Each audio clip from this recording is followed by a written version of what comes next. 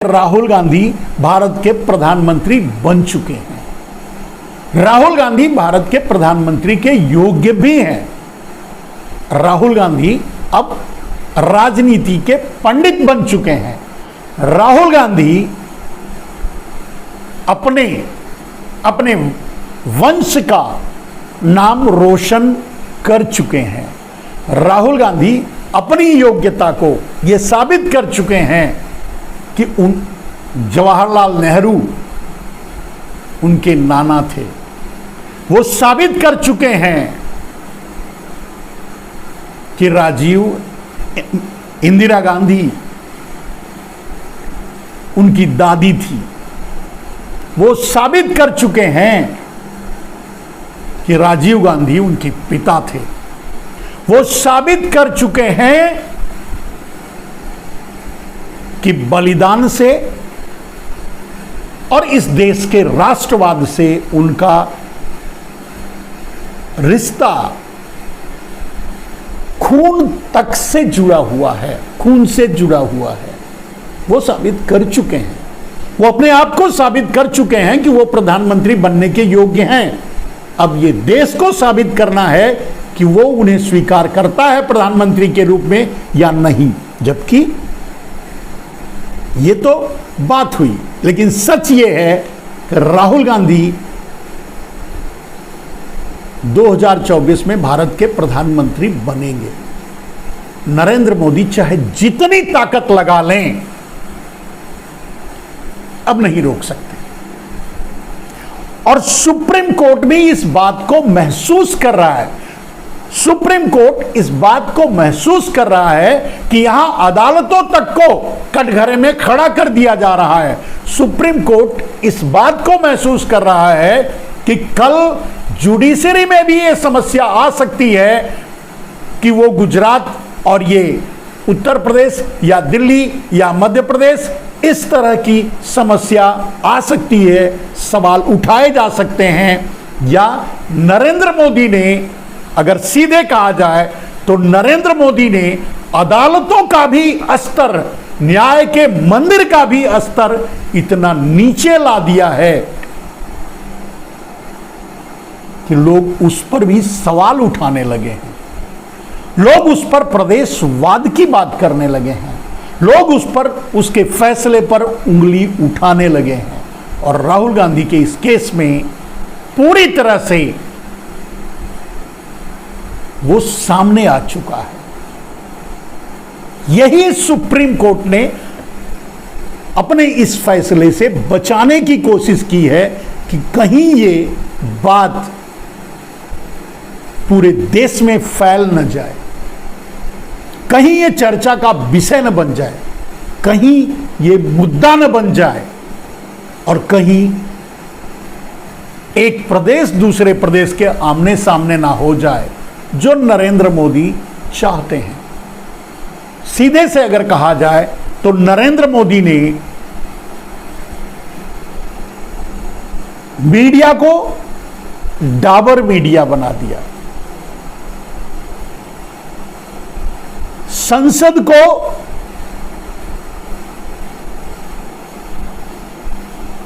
मनोज तिवारी का बयान सुन लीजिए।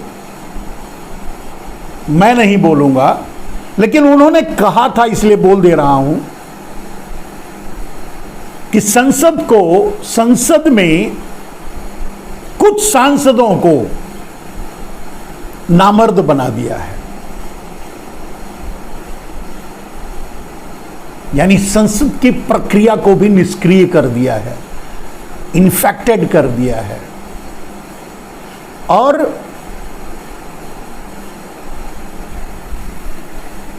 कार्यपालिका को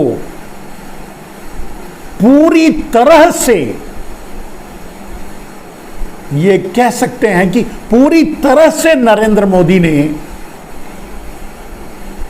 ध्वस्त कर दिया है, या यूं कह सकते हैं कि अपने पक्ष में गुलाम बना लिया है, या पूरे सिस्टम को खोखला कर दिया है। कोई शब्द आप यूज कर लीजिए। कहने का मतलब पूरी कार्यपालिका सिर्फ नरेंद्र मोदी के लिए काम कर रही है, उनके निर्देश पर काम कर रही है, उनके एजेंडे पर काम कर रही है। और उसका उदाहरण है मणिपुर का जलना, मणिपुर का दंगा, उसका उदाहरण है नूह का दंगा, हरियाणा का दंगा, या आने वाले समय में बहुत कुछ इस तरह से देखने को मिलेगा कि वो कार्यपालिका को कितना दूषित कर चुके हैं नरेंद्र मोदी, ये भी आपको देखने को मिलेगा और मिल रहा है।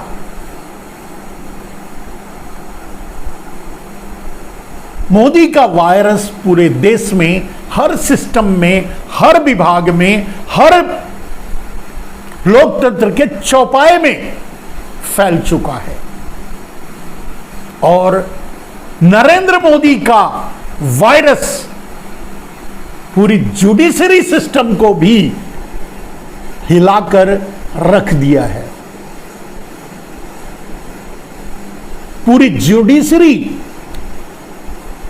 सिस्टम को, न्याय के सिस्टम को पंगु बना दिया है, या यूं कह सकते हैं कि अभी वो भी एक डायरेक्शन, एक एजेंडे पर काम करने लगा है।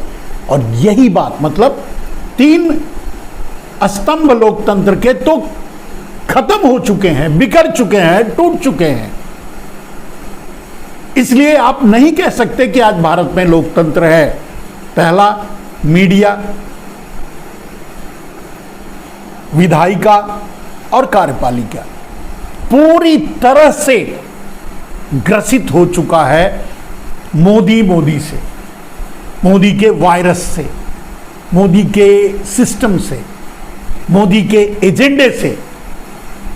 नरेंद्र मोदी इसीलिए आसानी से कहीं भी दंगे करवा ले रहे हैं, किसी भी प्रदेश को जला दे रहे हैं या जलने के लिए छोड़ दे रहे हैं, ये आपको दिखाई दे रहा है। और अगर कहीं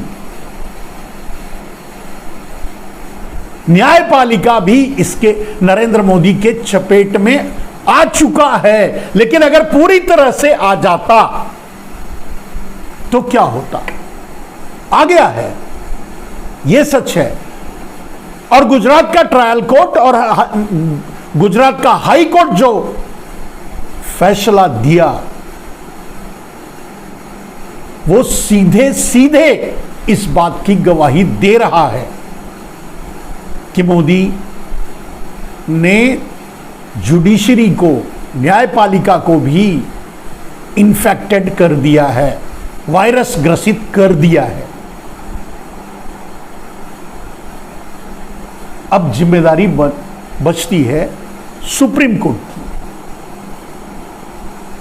सुप्रीम कोर्ट ने अपने उस दायित्व को आज निभाया है, उस जिम्मेदारी को निभाया है,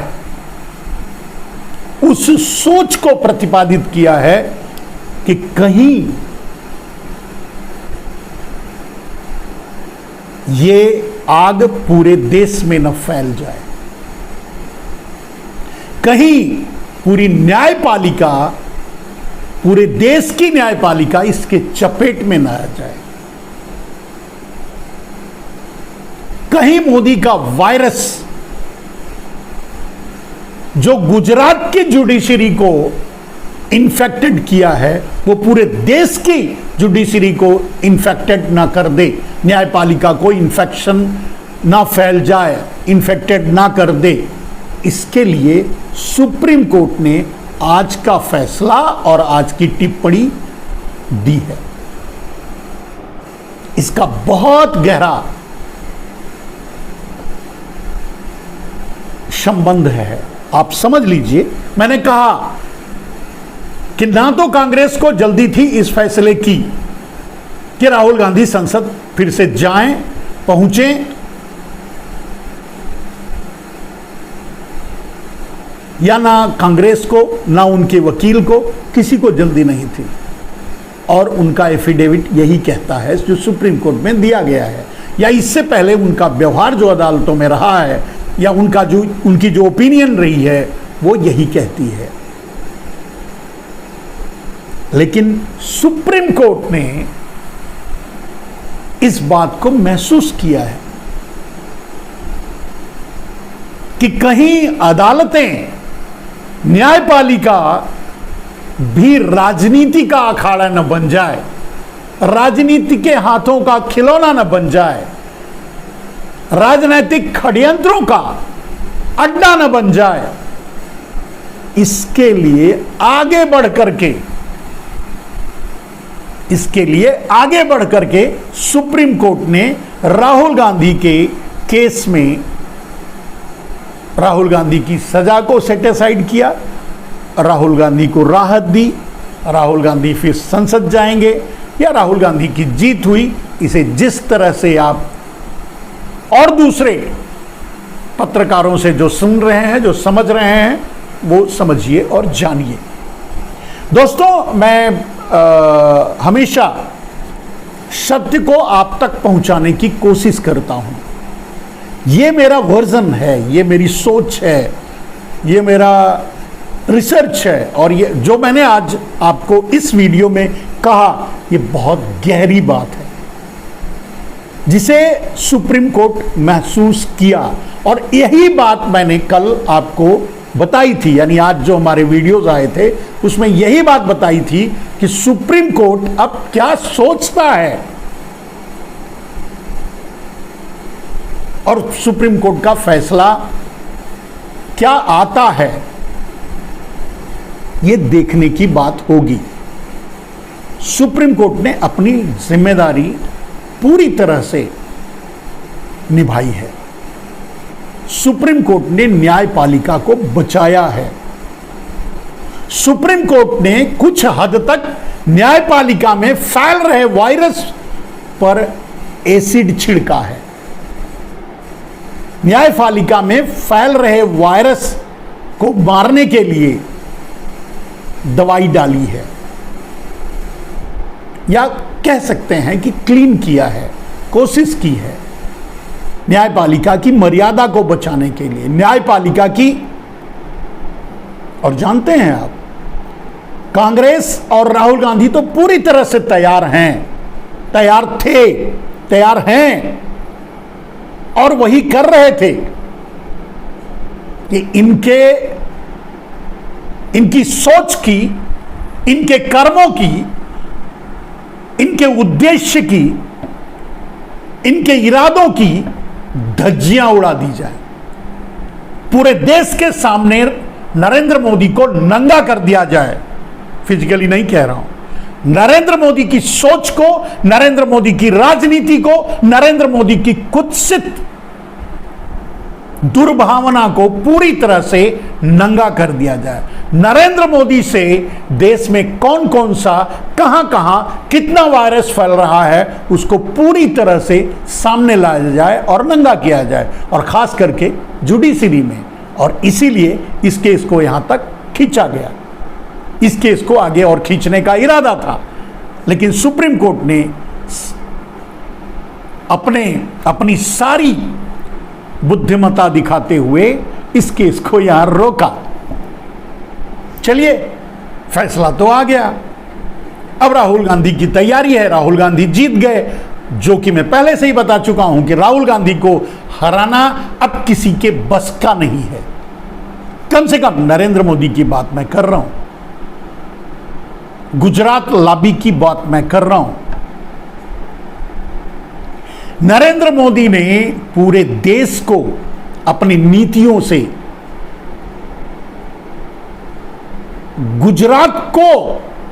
गुजरात पर प्रश्न चिन्ह लगा दिया है। नरेंद्र मोदी पूरी तरह से अडानी और अंबानी के लिए कह सकते हैं कि सारी सीमाएं लांघ चुके हैं,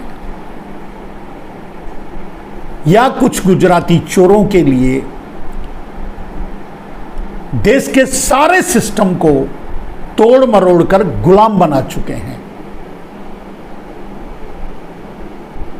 नरेंद्र मोदी तो उनके साथ खड़े हैं जो देश के भगोड़े हैं। नरेंद्र मोदी तो मेहुल चौकसी, नीरव मोदी, ललित मोदी, मोदी एंड मोदी, न जाने उनके साथ खड़े हैं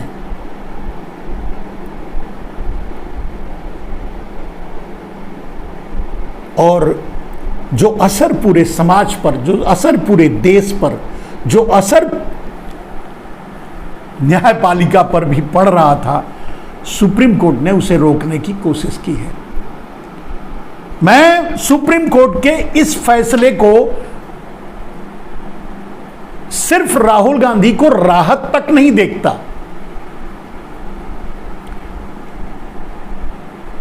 सीजेआई चंद्रचूड़ को मैं इस बात के लिए बहुत बहुत धन्यवाद देना चाहूंगा। उन्होंने राहुल गांधी को राहत दी, वो राजनीतिक विषय है, उस पर मैं नहीं बोलता।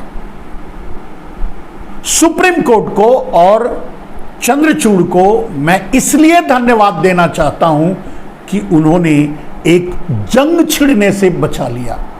जुडिशरी में जंग छिड़ने से, या जुडिशरी के नंगा होने से, या न्यायपालिका के ध्वस्त होने से सुप्रीम कोर्ट ने आज बचाया है। और आज देश का हर आदमी, चाहे वो किसी भी पार्टी का है, सबके दिमाग में ये दौड़ रहा है या समझ रहा है या जान रहा है कि क्या, क्यों और कैसे हुआ। और अगर यही सब जगह होता और सब जगह होने लगे और हर जगह होने लगे तो देश का क्या होगा, देश की अखंडता एकता का क्या होगा। खैर, अखंडता, एकता, सौहार्द, ये सब तो नरेंद्र मोदी की डायरी में है ही नहीं। उनकी डायरी में तो है तोड़ो और राज करो, जलाओ, मारो, काटो, गोली मारो, लूट लो, काट दो, बांट दो, और सब कुछ लूट करके दो बेचेगा, दो खरीदेगा, पर लाके सीमित कर दो। इस देश को दो बेच रहा है और दो खरीद रहा है। देश बस इतने में ही चल रहा है। तो मेरे दोस्तों, आज मैं सुप्रीम कोर्ट को बहुत बहुत धन्यवाद देना चाहूंगा, राहुल गांधी के फैसले पर नहीं, जुडिशरी और न्यायपालिका में फैल रहे वायरस को मारने पर, जुडिशरी और न्यायपालिका में फैल रहे वायरस का समन करने पर, दमन करने के लिए मैं सुप्रीम कोर्ट को बहुत बहुत धन्यवाद देना चाहूंगा। सुप्रीम कोर्ट ने जो किया, ये एक मील का पत्थर है। राहुल गांधी पर चल रहा मानहानि का मुकदमा कोई मुकदमा नहीं है, कोई मुद्दा नहीं है, लेकिन राहुल गांधी को नरेंद्र मोदी संसद से निकालने में अपनी जीत मानकर जिस हद तक अपना वायरस पूरे न्यायपालिका में फैलाया, वो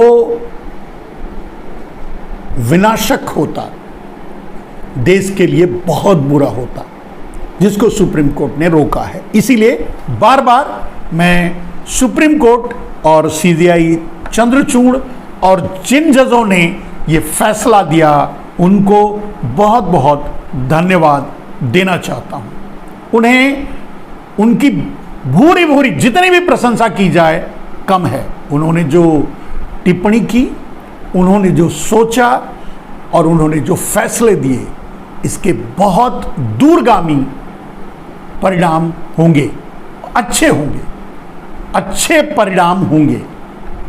या यूं कह सकते हैं कि जिस गर्त में नरेंद्र मोदी ने मीडिया को गोदी मीडिया बना दिया, सुपारी मीडिया बना दिया, डाबर मीडिया बना दिया, या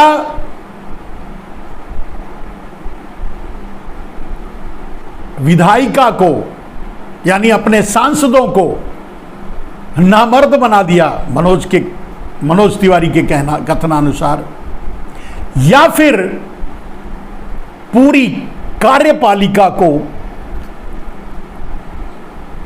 कुछ भी कह सकते हैं, तोता बना दिया, ये बना दिया, वो बना दिया, जो वो उदाहरण दिया करते थे मनमोहन सिंह के सरकार के रहते, वही वो बना दिए अपने को, उन कार्यपालिका को। तो पूरी तरह से सिस्टम को ही ध्वस्त कर दिया नरेंद्र मोदी ने। बचा था एक न्यायपालिका, उस पर भी उनकी छत्र छाया पड़ चुकी थी, उनकी छाया पड़ चुकी थी, जिसे आज सुप्रीम कोर्ट ने बचाया है। तो ये राहुल गांधी के फैसले तक सीमित नहीं है, इस फैसले का असर पूरे जुडिशरी सिस्टम को बचाने का फैसला है।